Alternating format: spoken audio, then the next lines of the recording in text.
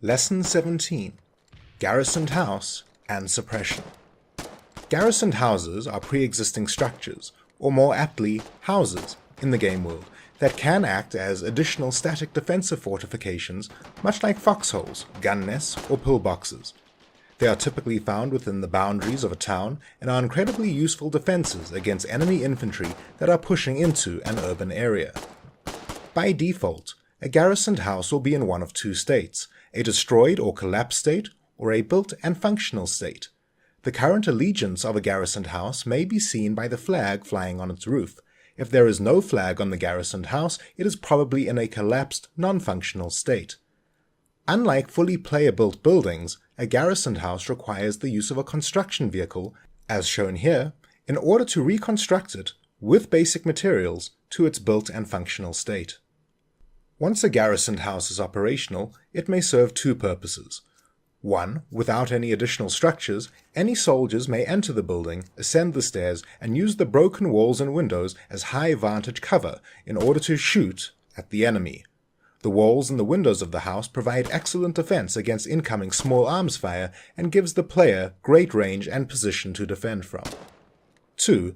If a tunnel network is built within 40 meters of a garrisoned house, and it is linked to the active tunnel network system, as covered in Lesson 14, then the structure becomes an automated, AI-controlled defensive one, while still allowing player soldiers to fire from the first floor, if we're using the British paradigm of floor and story labeling, or the second floor, if we're using the American.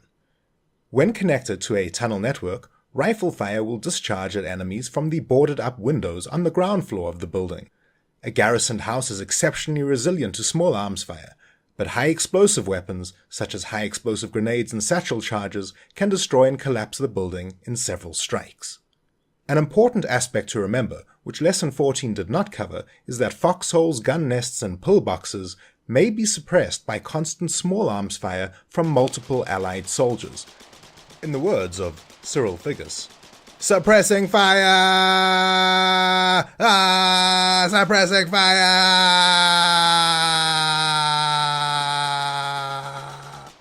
Suppressing fire! Suppressing fire!"